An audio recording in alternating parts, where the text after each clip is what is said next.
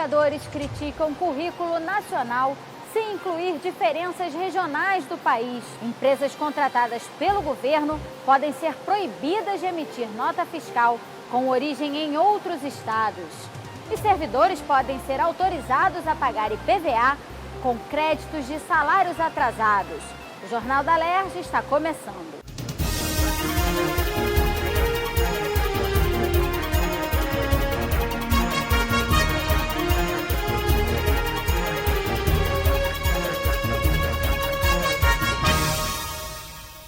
Boa noite. Educadores criticam a elaboração da Base Nacional Comum Curricular sem considerar as características de cada região e a legislação que já existe sobre o assunto.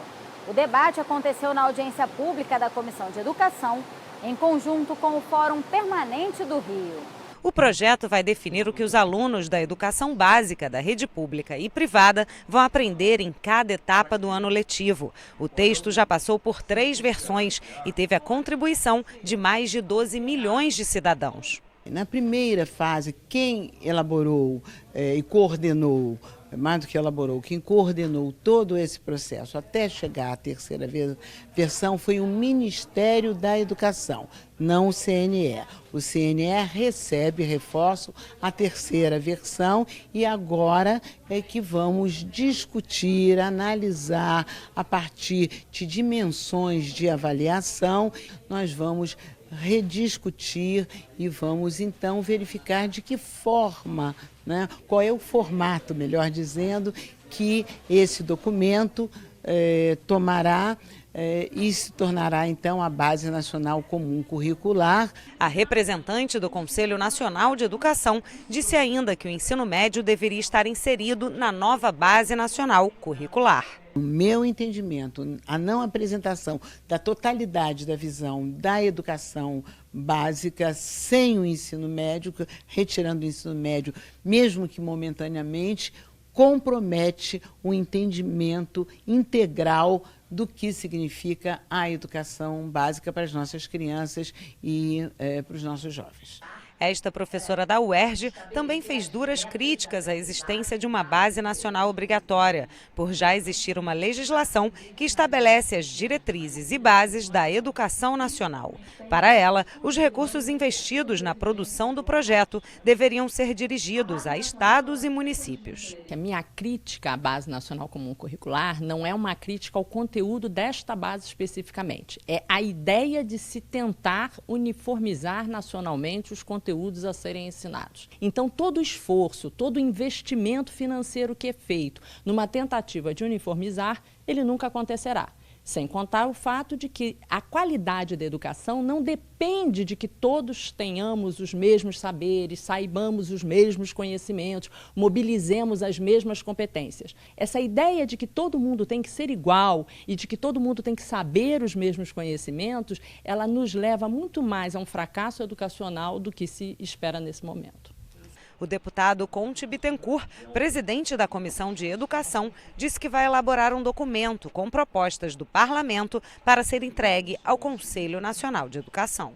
Esse tema da Base Nacional do Currículo Comum, a base comum, aliás, do currículo nacional, é um tema que hoje está sendo muito debatido no setor educacional, muitas preocupações da sociedade.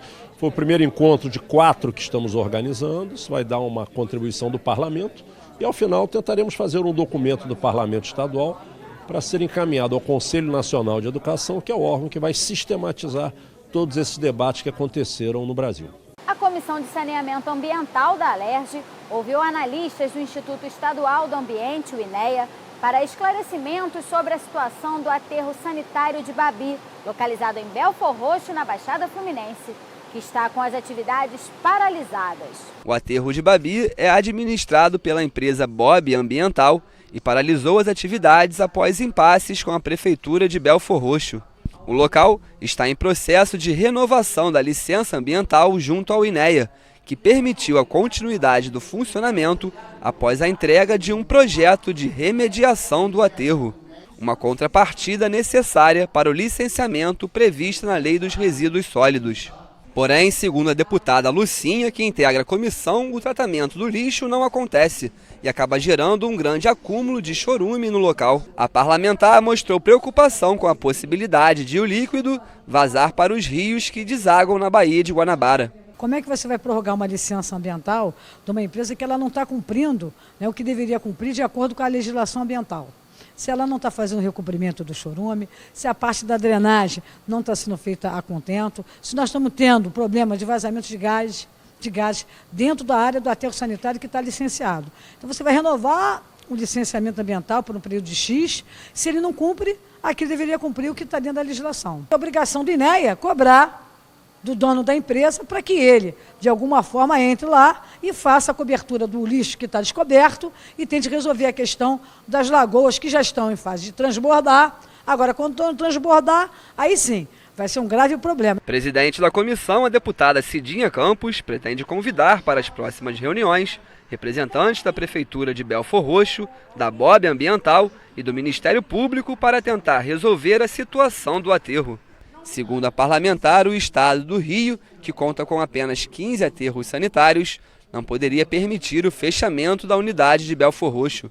A deputada também questionou o fato de a Prefeitura estar levando o lixo coletado para ser despejado em Nova Iguaçu, aumentando o custo do tratamento. O tamanho da encrenca é tão grande que não há como você resolver numa simples reunião.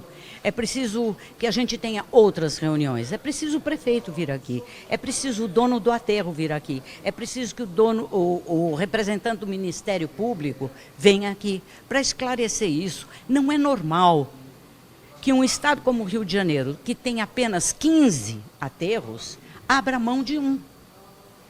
Está fechado.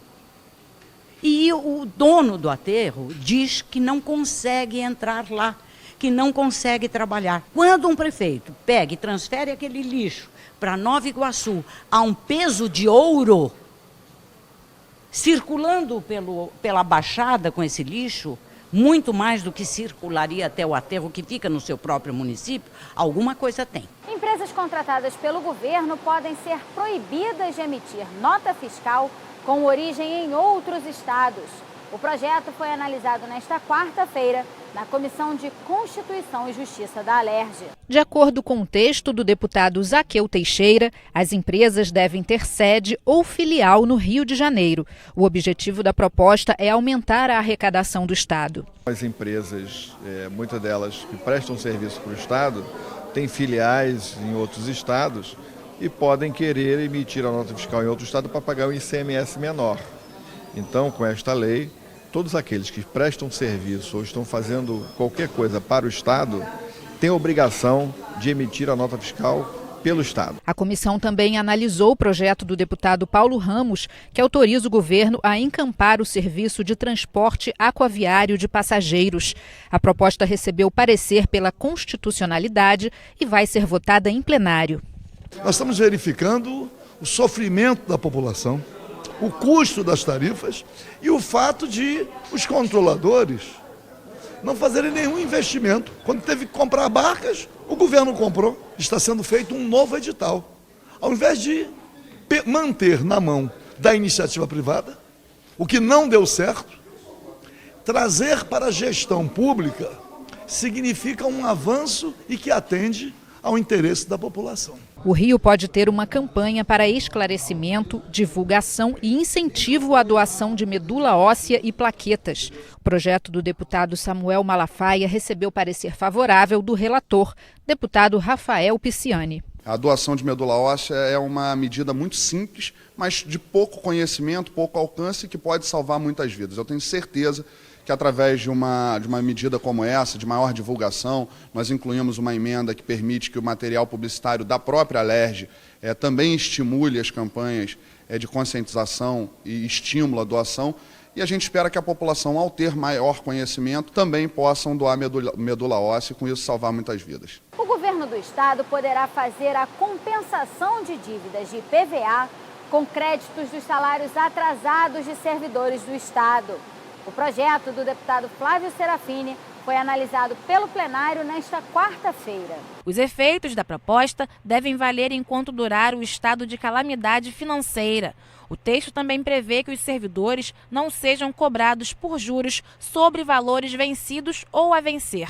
A matéria recebeu 5 emendas e retornou às comissões. A gente tem visto uma situação onde milhares de servidores estão sem condições de pagar salário, com dificuldade para se locomover, para se alimentar, e agora ainda tem um risco de terem seu carro apreendido porque não podem fazer o licenciamento, porque não conseguem pagar o IPVA. Os bancos podem ser obrigados a informar aos consumidores a opção do uso da biometria para o manuseio de contas correntes, poupanças e demais transações que utilizarem desta tecnologia. A proposta também garante que as instituições bancárias não poderão obrigar os clientes a usar o leitor biométrico para restringir valores dos saques, depósitos, pagamentos e demais transações. O projeto do deputado Dionísio Lins foi aprovado em segunda discussão e segue para a sanção ou veto do governador. Produtos da economia solidária podem ter espaço garantido em espaços públicos utilizados para eventos como feiras, exposições e salões.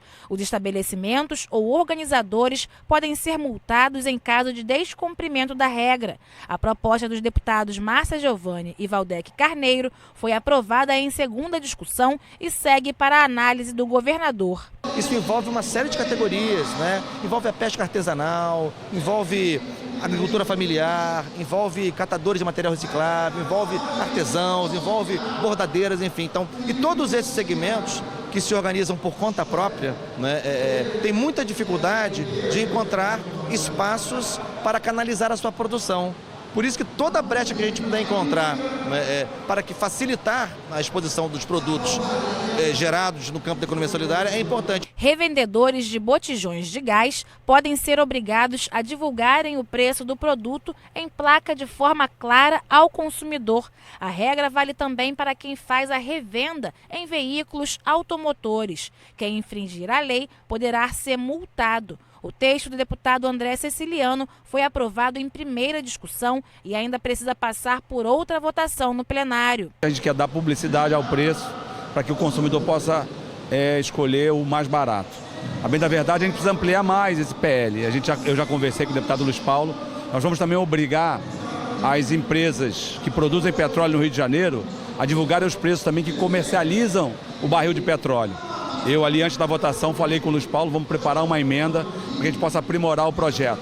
Porque muitas das vezes a ANP não é ela que fixa o preço do barril do petróleo, é a própria empresa que produz, que vende para uma subsidiária dela no exterior. O Jornal da Alerj fica por aqui. Você pode acompanhar a programação também em nosso site e pelas redes sociais. TV Alerj, o canal do Povo Fluminense. Até amanhã.